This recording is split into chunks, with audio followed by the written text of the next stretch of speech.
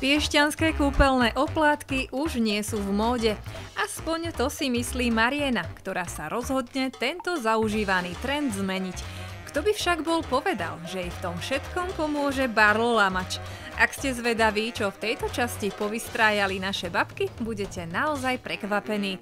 Vítajte pri Babkách v podcaste.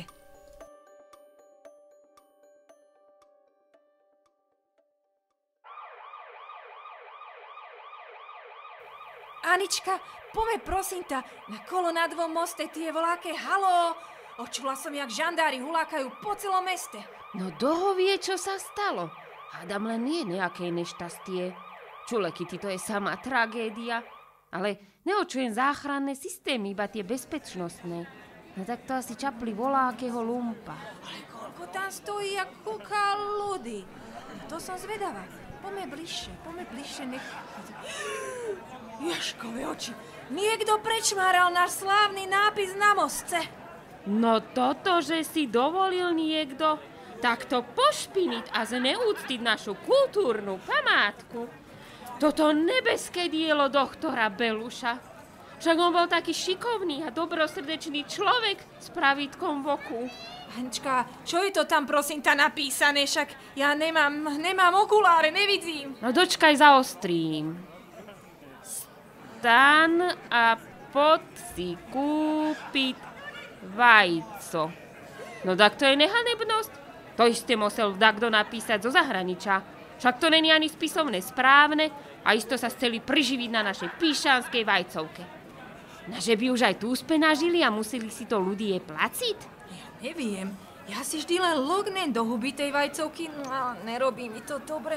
Mám ty potom taký, jak zhnitý žalúdek, no ale však doma v hlave môže predávať aj ukradnutú vajcovku. Kúkaj, Anička, sa mi zdá, že tam trčí Marin ručníček. Isto tu stalo, odkedy sa to stalo, jak ho poznám. Poď, pretlačíme sa za nú, ona nám povie všetky pikošky. No ideme sa za nú predrať do predku. Pustite ma, prosím vás, uhnite. Pustite.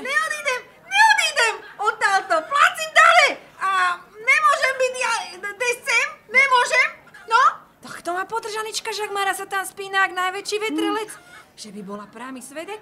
Mara, čo sa stalo? Dievčenci, poďte rýchlo sem, to neuveríte, čo sa stalo. To títo mestskí žandári sa mi rozhodli dať mi pokutu. Koknite hen roba zápis. Pre neochvejné nohty svatého Floriána. A čo sa stalo? A čo tu robí toľko vajc v tej fontánke pod Barlo Lamačom? Čo sa ty vykocila, Kára? Piešťanské vajco ze sebu, akcia 2 eurá, kúp 2 a zaplať menej, kúp 3 a 1 vajco dostaneš zadarmo. To čo má byť toto? To sú tvoje vajca?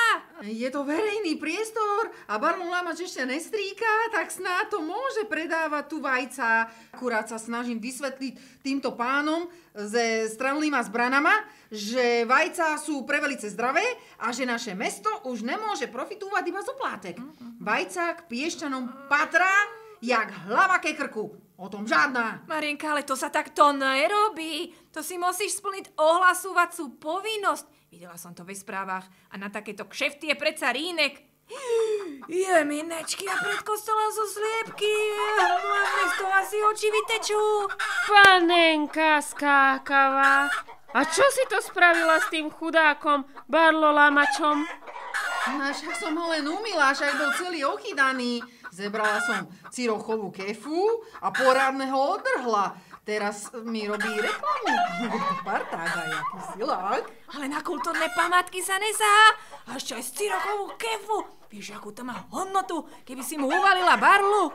A čo to tam máš ešte napísané? Idem si to zbližša prečítať. No to ty vymyslel taký slogán? No veď ja? Čo pochybujete o mojich schopnostách? A jak sa dobre tie vajca predávali, Nemci si to nevedeli vynachváliť. Také teplé vajco do ruky, to je lahoda. Človek sa hneď cíti lepšie, jak znovuzrodený. No a povedz mi, čo je tam napísané, Anička? Ja nevidím dneska. Keď chceš lámať ako on, zožer vajec za vagón. Dobre, že? Ľudia na to idú jak muchy na lep. Len tí policajti sa mi nelúbá. A kuknite, ľudia si má aj fotá, aj má moje slepečky. No, zobrala som tie najkrajšie. Nech ľudia vidia, že to vám je domáci chov. A hen tam vzadku, kúkajte, tam za kričkama, tam sú aj prepeličky. Zlatučké moje drobence. To bude ostuda, Mariena, teda už asi aj je. Isto si už aj na Facebookoch. To sme dopracovali toto. Marienka, poďme sa ospravedlniť a že sme kamarátky. Ja ti pomôžem odrhnúť aj ten most. Áni svatému, tu budem. Tieto vajca znosili pieštanské sliepky, tak snáď majú chuderky nárok na to, aby sa ich veľdiela predávali rovno na kúpeľnom moste. Pri Barlolámačovi majú čestné miesto. Kúkajte, jak na ne ľúbezne pozerá. No, to on tá Mariena preklína očami. Chudák. Čo si pamätám, ešte takúto ostudu tento panák nezažil. Jak tá takéto volačo mohlo napadnúť? Pakuj vajca a pod. Kukni, už sa sem blížaj s papierama. Treba zavolať právnikovi, najlepšie nejakému habilitovanému. Nepoznáte, tak to robá ve filmoch. Ty si tragéd. Ešte raz dopakujem. Ja sa odtiaľto ani nehnem. Vieš, čo si mi to dalo toto tak tajné zorganizovať? Piešťanci sa konečne prebudili do krásneho rána plného zážitkov. Už to spraceme to, pán žandár. Prosím vás, dalo by sa to riešiť iba nejakým dohovorom. Tuto Marienka už nemá všetkých 5 pohromade. A dočkajte, idem im dohovoriť ja. S filmom mám veľa dobrých právnických výrazov. Mara, ty musíš byť ticho. Všetko, čo povieš, môže byť použité proti tebe. Kúpte si vajco, vajco vám dodá silu, vajco na vaše kĺby, vajco na vaše problémy, vajco na zohriatie, kupujte domáce čerstvé z voľného píšťanského výbehu. Však už tie vajca nikto nechce. Kto by si kúpil vajco, keď mu za chrbtom stojí policajt? Kúpte si vajco, vajco vám dodá silu. Mara, musíš sa spakovať, lebo že už volajú aj štátnych. No a ešte majú dojsť aj z ministerstva a z hygieny. To ozaj z ministerstva? A myslíte si, že by si z tých vajec aj dačo zebrali? Mariena, čo sa ti stalo? Čo sa tebe stalo? Vyzieraš, jak keby si bola bez rozumu. Ja sa najviac bojím, aby sme neboli večer v televízore, však ja už som počula, že sa mi ide Markíza. No nič, dievčence, poďme to teda zbaliť. Sklamalo ma to prevelice. Myslela som si, že tí policajti sú vám predsa len chlapí, ktorí chápu, jaké to má žena v dôchodkovom veku ťažké, ale oni nie. Oni si lopnú chudere Mariene aj pokutu. A dajte aj tomu chudákovi Barlolámačovi nejaké putá. Celý čas tu stal se mnou. Dávaj káru, Mariena. Ja sa ty čudujem, že to nepredávaš cez inzeráty v našich miestnych periodikách. Ježiškové husličky. Mariena, slepice ti berú, kúkaj. Dievčatá, moje slepičkové, buďte silné, dojdem si pre vás na policajnú stanicu. Chudátka moja, také pekné kúpeľné vajca zniesli a odviezli ich ako najväčších lotorov, že by ich brali rovno do Leopoldova. Neboj, Marienka. Majú zobáky? Predobkajú sa ven. Skôr sa ale bojím o teba. Pán policajt! Počkajte!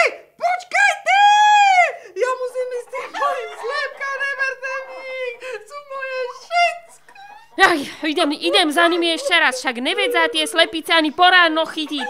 Mariena, no bolo ti toto treba. Aj si volá, čo zarobila. Mariena, vybavila som, že to bude len dohovorom, ale máš doživotný zákaz predávať vajca a že si na teba posvietia. A teraz to najhoršie. Čo? Sliepky ti už nevráca. Sú zadržané, aby ti už nikdy nezniesli vajco. To sú veci. A to teraz budú na policajnej stanici budú v Pieštanoch. No, nebudú moje zlatíčka, moje zlaté vajíčka. No klasika. Dajú ich na adopciu. A za ščuleky tak robí. Alebo do útulku. Moje dievčence do útulku. Kepsom! Joj, však tie sa budú báť. To sú pánske sliepky, toto mi nemôžu urobiť, no nemôžu. Čo ja budem robiť, dievčence? Čo budem ja? Čo budem robiť? Veď u mňa má toľko ľudí vernostný program s vajcami. Jak to ja im vysvetlím? A nehovorila si, Marienka, že máš v sebe podnikateľského ducha? Na volačo istotné dojdeš, neboj sa, ale ber už tie vajca, však už sa aj ľudia rozprchli a mali by sme to čím prv upratať, kým sem nedojde hygiena aj s mešťanostom. No ale Mariena, musím uznať, máš teda gúraž. Ešte sa postav k tomu panákovi z barlu, nech vás vyfocím, aby sme na to mali památku. To som si to nepredstavovala. Nie, dievčence. Mal to byť den víťazstva a je to den prehry. Prehry! Den, kedy vajco určilo život človeka. Presne tak, Marienočka. Bol to malý krok vpred pre vajco, ale veľký krok vzad pre teba. Tak pome, stan a poď si upratať vajco.